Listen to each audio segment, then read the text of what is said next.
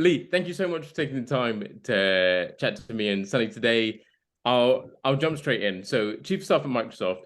A question myself, Sunny, I'm sure everyone at UCL, people on the business side are keen to know is what does that really entail, being the Chief of Staff at Microsoft? And maybe I know you've got a long list. Maybe you can just tell us the top two or three like Okay. priorities of Chief of Staff. Well, the first and foremost, it is a very specialized position depending on who's in the role. And so Mm, my background is in business communications, executive, strategy, executive communications. And so the majority of the positions that I took, it has the typical things that you would do as a chief of staff, which is really helping to organize and operate all of the foundations of the business. So if you take the CEO and you see the CEO as the visionary, the strategist, the long-term motivator for all of the employees, mm. there is an aspect you take that you break off of the CEO role that actually has to run the business and keep things going smoothly on behalf of the office of the CEO. That is the chief of staff. Okay. Super interesting. So then what would your, I mean, this is a, question that a lot of people get when they're thinking about what jobs to go into. So I'm not sure if it applies as much to you, but like, is there a typical day? Yes, the typical day is chaos and dealing with ambiguity. And so I always tell people, if you're the type of person that has a to-do list and you like to get through that to-do list, okay, so it's like, tell me what I need to get done and then Mm, let me go do it. The chief of staff role is not for you. really? You can have, I have a to-do list. I write my to-do list every single day, and every single day I might get through 20%, depending on the day, I might get through 50%, but there's always the whole point is that you are the first point of contact for the business in anything that is, going right or going wrong. And so you have to keep a pulse really on everything that's going on with the business and be able to deal with that ambiguity, to fluctuate and to navigate where you're needed the most. So is the communication with the CEO must be super tight, no, to make this relationship work? The relationship, so it's what I call a three-way. So the relationship between the chief of staff and the CEO, the Mm, relationship between the EA, the executive assistant, and the mm, chief of staff, and then the relationship between the EA and the CEO. Um, those three key relationships make things work, and then the triad, as I say, that brings it all together, keeps things running very fluently. And so there's a lot of times where, depending on your situation, I typically try to meet with the CEO, twice a week for quick 25-minute meetings, just to mm, touch base, say, okay, is there anything that's on fire on your side? This is what's going mm, on in the business, and just to keep that pulse to make sure that you are in lockstep. But a lot of times, because of schedules, because of travel, because of a number of things that happen just in terms of the rhythm of how you run your business, you're mm, not able to keep that connection. So you have to be able to think like, behave like, and mm, act mm, like mm. a CEO. And I Okay. always say, any chief of staff, if you're an executive level chief of staff, you should be able to step into a role of a CEO if that's what you desire. Okay, interesting.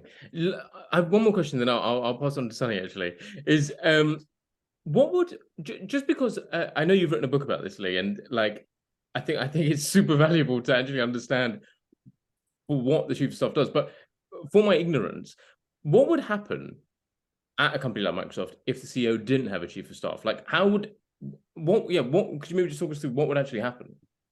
There are many, and one of the things that I have when I started Chief of Staff Leader Circle Mm, is a goal that every high functioning CEO has an executive level chief of staff. There mm, are many CEOs who do not have chiefs of staff, and okay. there's many reasons for that. The chief of staff is an executive level role, so it comes with executive level pay, Mm, executive level, rewards and benefits and all that. And so not all organizations can afford to yeah. have a chief of staff. But I would say if you have a high functioning chief of staff, Okay. that you can't afford not to have one. Okay. But if an executive that is very hands on, and Mm, so they, I've come across executives, CEOs who literally want to run their own all hands. They Mm, want to go through the questions and they want to organize the agenda and they want to say, okay, this is what we're going to talk about. So if mm. you're a very hands-on CEO that wants to, in a way that wants to outline, this is how all of the things that we need to do to operate our business, this is how it needs to be done, then you don't need an executive level chief of Right, staff, right. because the whole point of that chief of staff is to take on that responsibility to put that strategy together and to make sure the organization is implementing it. But if you want to be so hands-on where you're outlining that and that's part of your responsibility as Yeah. CEO, then no, I would say that you wouldn't need a chief of staff.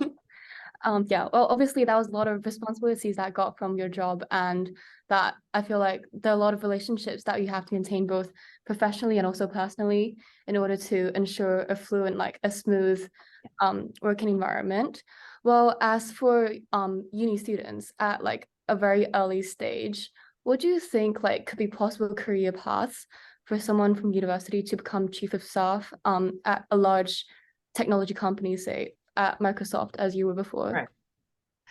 The beautiful thing about the chief of staff role is it's more about the personality of the person than it is about the actual career journey.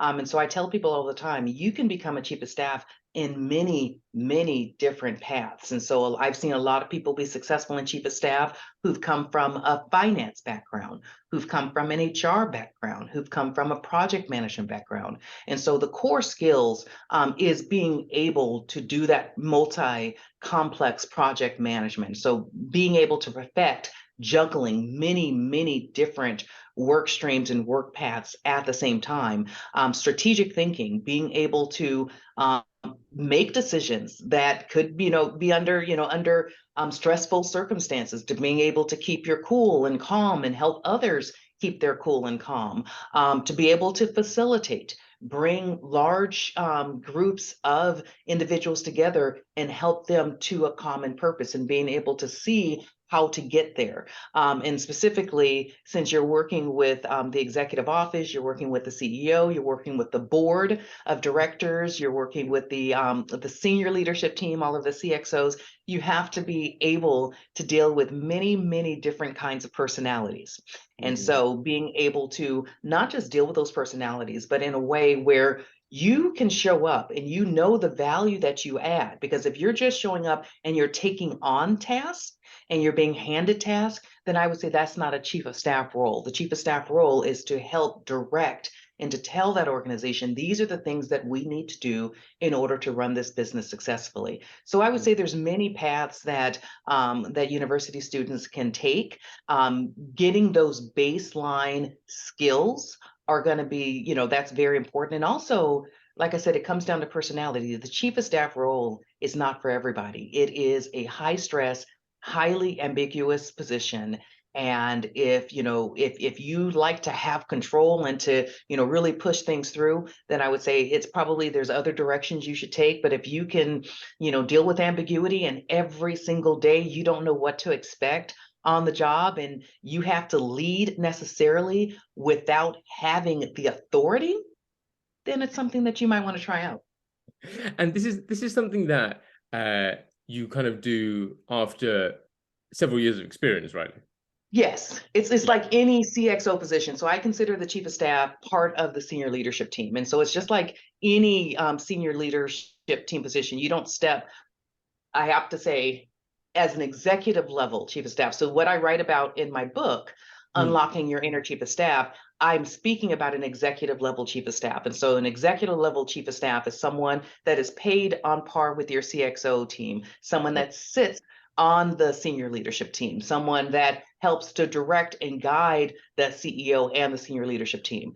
There Okay. are individuals out there who put a label as chief of staff on different roles, what I would call project managers, business managers, and even in some situation, executive assistants.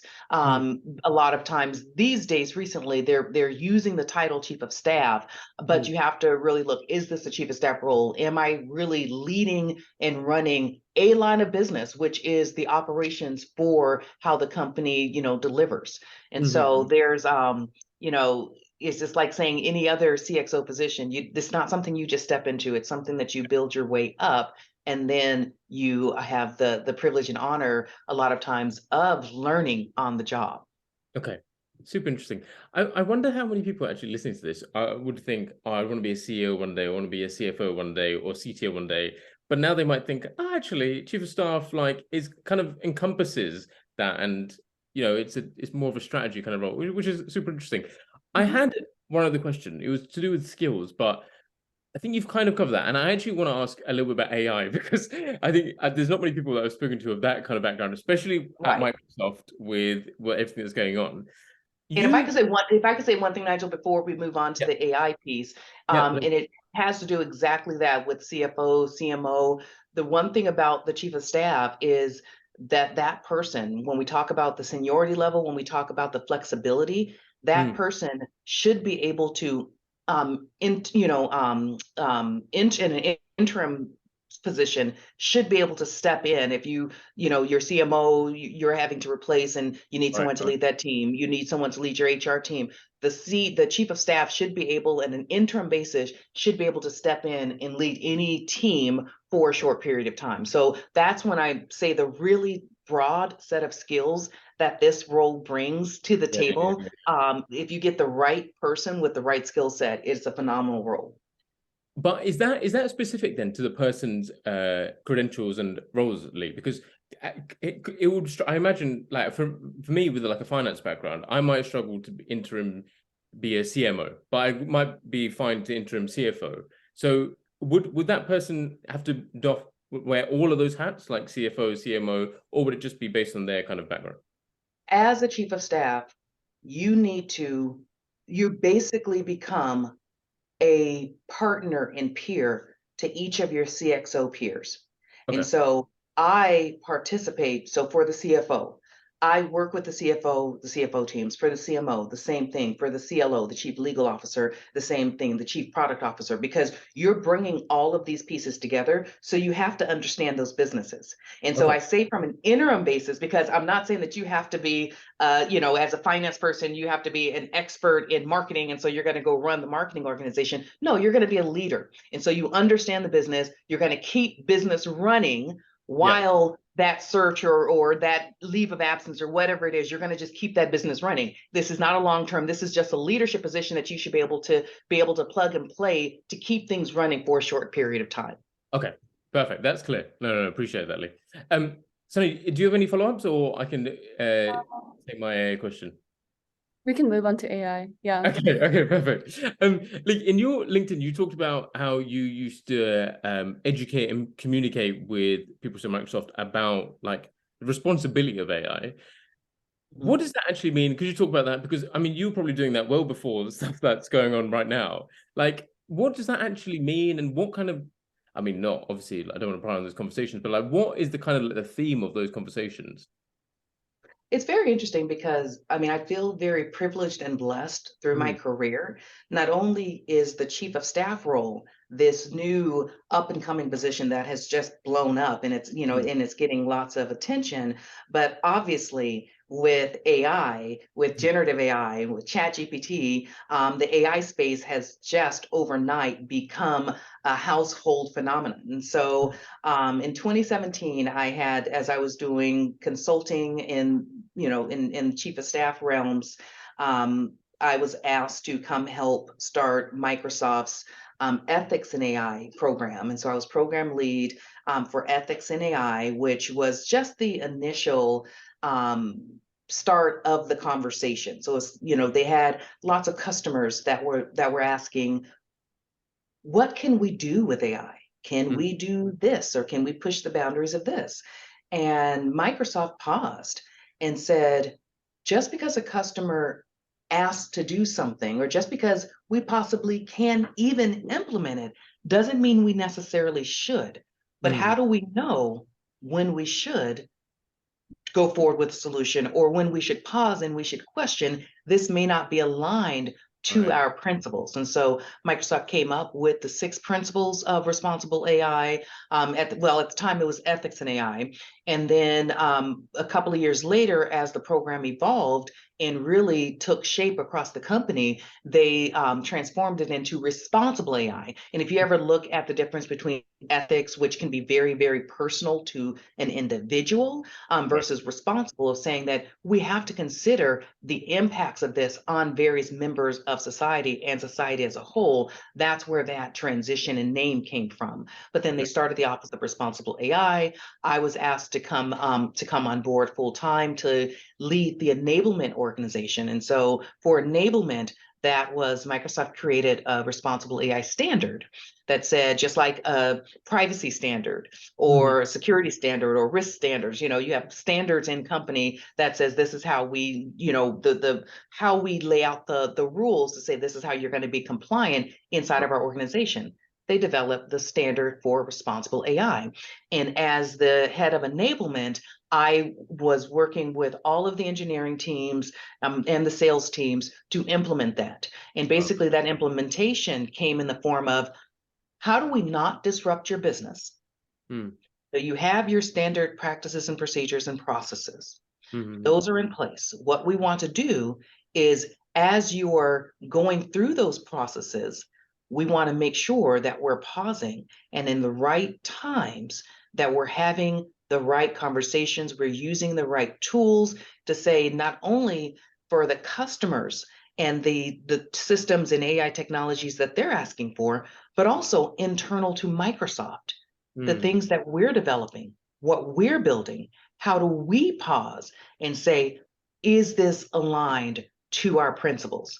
And so getting that integrated into the various organizations was one of my responsibilities. Wow. Okay. Super, super interesting. Okay. Is it, I guess in terms, I don't want to like cross the line and stuff with the questions. Is there, I was gonna say, am I leaving you speechless? What's going on here? Yeah, no.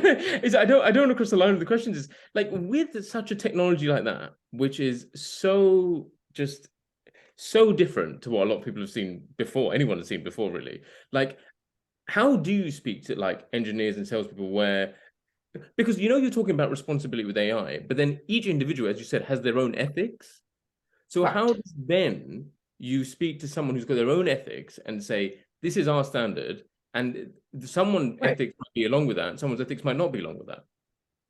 And that's why, well, until I left Microsoft and started doing consulting, you would never, for the last 3 years, you would never hear me say the words ethical AI. I say it now only because it's an industry buzzword. And so I'll typically say responsible / ethical AI, just because that's how people associate it in other parts of society. But we're really not talking about ethical AI. And I hope eventually the word will evolve, because we're talking about the responsibility that we all have, regardless of what our ethics are, regardless of what our own values are, what our backgrounds are. There's a responsibility that we have to ensure that technology benefits, not harm, society. And unless you're a nefarious actor, I would say everybody has the right heart to say, we are not trying to harm society. And so that then takes on its responsibility. But you're back to your question specifically of how do you talk to engineers about that? It was one of the most educational times of my career, because especially as you've implemented these programs. So I've implemented so many programs, along the course of my career.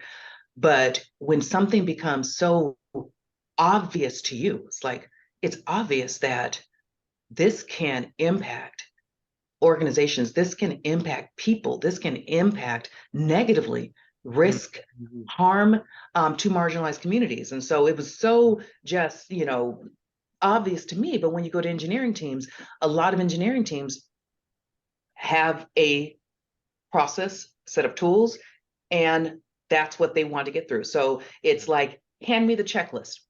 I don't need to hear all of this. I don't need to hear all of that. Just hand me the checklist and I'll incorporate it. This is not a checklist.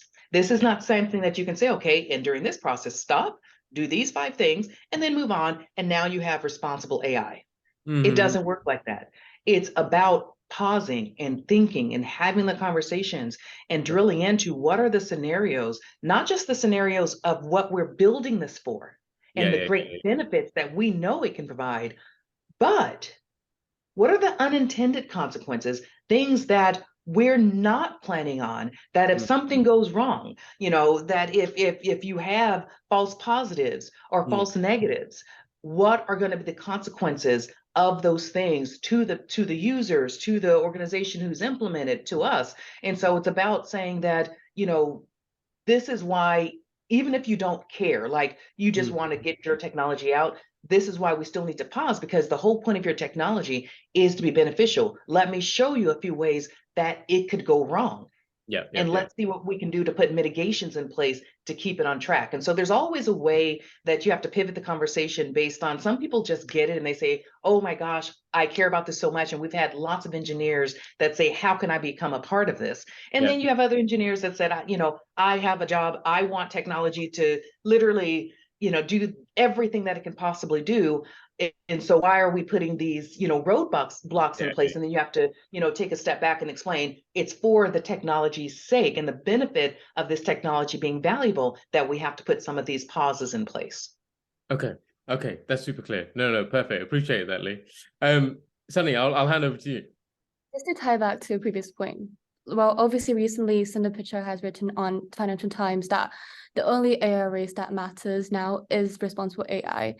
To elaborate further, and like with your expertise now in the consultancy industry, what do you think is going to happen with AI regulation from now on? Oh, I think that with any type of regulation, a lot of times it happens after something has already gone wrong. And you don't really, because especially with something like AI, everyone is talking on both sides to say, oh my gosh, this is going to be a disaster. This is going to be the worst thing that ever happened. It's going to displace jobs. It's going to, take on the world. And, it's going to, deceptively lead us in, wrong directions or this or that. And then you have the other side of it. It's like, this is technology. It's here to help us, and, just let it do its thing and become as integrated and, part of our lives as possible. There has to be a middle ground, and there has to be individuals who we don't know what we don't know. But if we have people who are consciously thinking about what do we not want to happen, and what are the regulations that we can put in place that more so focus on not what we should develop, but the things that we should not develop. And I think that similar to how we had GDPR, which came about in Europe, and it was around privacy, it was around data. I think Europe also is going to lead the way here, because that's what they do, and then the rest of the world will follow. I think that there are going to be regulations in place that push the boundaries and say you cannot do these types of things. I think a lot of it started with facial recognition technology. And so when facial recognition technology a couple of years ago was the phenomena around AI, and so everyone was associating AI with FRT, then there started to be these compliance and policies in place around large scale, broad surveillance. But then you move beyond that, and it's like, okay, now we're talking specifically about generative AI, and we're talking about large language models. And so this is completely different in that it's an individual's use, it's an organization's use. And so I think that you're going to see more regulation for that coming out with the transparency of what constitutes an AI generated response. And so how, if we look at copyright, if we look at, we have things that are being written by, these generative AI systems that people are just stamping their name on and putting it out there. We have to realize a lot of that data. And so it's taking masses and masses of data and information. And whatever, you ask it to write a paper on quantum computing, it's not creating that from scratch. It's going out and it's looking at everything that it can get its hands on about quantum computing, and it's pulling that together in a way that says, okay, this kind of outlines what the person was asking for. Those words came from somewhere before. And so you have to be very careful in terms of infringing on other people's written materials, of saying, how do we differentiate from generative AI? How do we differentiate what's new and novel from what we are really just bringing to the forefront and replicating? So I wouldn't be surprised if there is going to be, in the short, longer term future, there's going to be something around having to stamp things that are produced by generative AI and large language models. Perfect. Okay. Leigh, last question, because I don't want to take. Okay, I was going to say I do have to go because I have another appointment. But okay, should I wrap up now? no, well, go ahead for the last question, and then we'll wrap up from there. Yeah, you can. It's a very brief one.